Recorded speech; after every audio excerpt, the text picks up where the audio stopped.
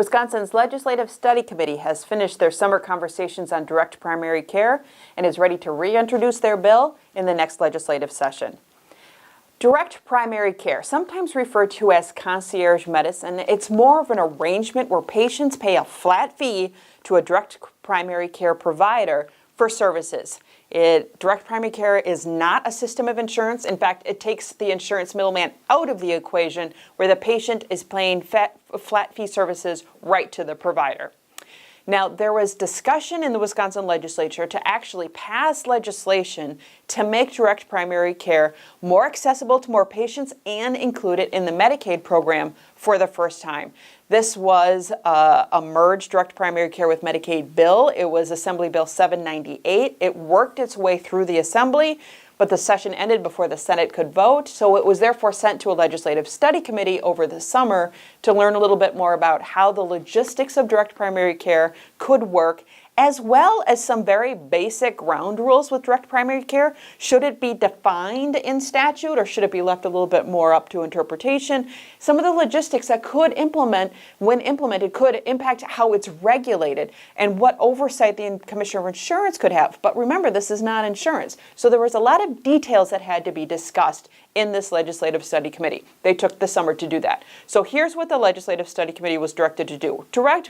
Review the direct primary care as a healthcare delivery option itself, assess the impact on healthcare delivery and potential health outcomes, and recommend legislation on requirements for direct primary care in the private market and in fee-for-service or managed care Medicaid. And that's where the rubber really hits the road on this legislation, to have direct primary care in Medicaid for the first time, what that could look like. So the study committee had to assess the potential impact on functionality, efficiency, and effectiveness of service delivery if you were to have direct primary care in Medicaid, and then recommend legislation for a pilot program on direct primary care and Medicaid.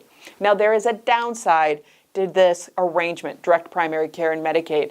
First, some advocates will say, you get what you pay for. If you're doing flat fee, low-cost care, then patients are going to get low-cost care. You could have a reduced quality of the care that's provided.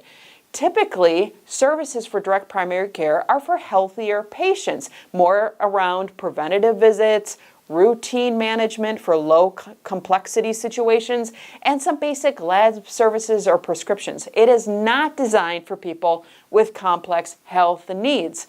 And the Medicaid population as a whole is counterintuitive to this. The Medicaid population as a whole might be a little bit more complex with their health needs, needing more than a few preventative visits. More in-depth medical care would be necessary. And direct primary care was never designed for that population.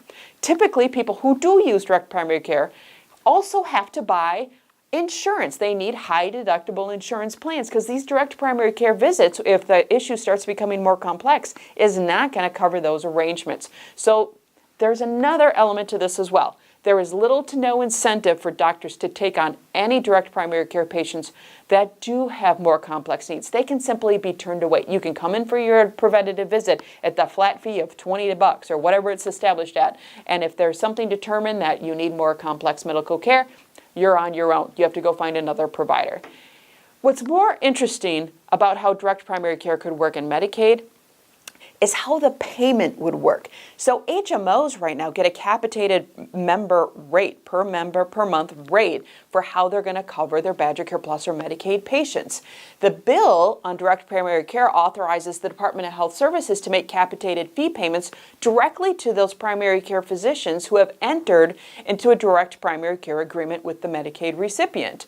The bill excludes anybody who is dual eligible for Medicare and Medicaid, so we're talking about just the Medicaid or Badger Care Plus population. But there's some redundancy here on paying for a Medicaid recipient in an HMO, paying a capitated monthly rate to the HMO, and then paying a capitated monthly rate to the direct primary care provider. So the state could be paying for one member twice. And if the direct primary care doctor is getting the capitated rate and that patient is not using their managed care organization for their payment source, then the HMO is potentially getting a windfall each month for all of these patients. So there's a financing angle that needs to be figured out here. Here's the other thing. The bill authorizes direct payment to direct primary care providers for Medicaid recipients who are already enrolled in an HMO, but there's no indication that the HMO's monthly fee would be reduced for the patients that are already going through this arrangement. So HMOs could benefit here, potentially. But the bill as written requires direct primary care agreements to say the patient will be liable for any services provided that are outside the scope of that direct primary care agreement. So you could see patients getting balance billed if they're getting services beyond what that direct primary care agreement states. Now, if that's a Medicaid patient being balance billed, that's a felony. That is illegal to balance bill a Medicaid patient. So the logistics of financing, as you can see, need to be worked out. The level of detail this legislative study committee went into this is not yet clear. There are fears about balance billing. There's fears about cherry picking just the healthy individuals and denying care to the sicker ones. There's not knowing if there are actually sufficient direct primary care providers to even support such a plan, and it's not clear how the HMOs are going to handle their money. The study committee says, after many hours of testimony, and these are comments made by the Senator Capenga and Representative Sanfilippo, the two individuals that introduced the direct primary care bill in the last session. They weren't part of the study committee, but they are hopeful that that the study committee has affirmed the direct primary care is valuable to the Wisconsin market, and they're excited to reintroduce the bill on the start of the upcoming session. And as Sanfilippo says, we're anxious to move this across the finish line. We're going to be watching especially for the protections for Medicaid recipients as they do that. You can read that Assembly bill that went through the last legislative session. You can also read more on the Legislative Study Committee notes as they reviewed direct primary care over the summer. If you have questions on direct primary care or direct primary care and Medicaid, you can send us a question and you can send us an email, and you could do all of that at healthwatchwisconsin.org.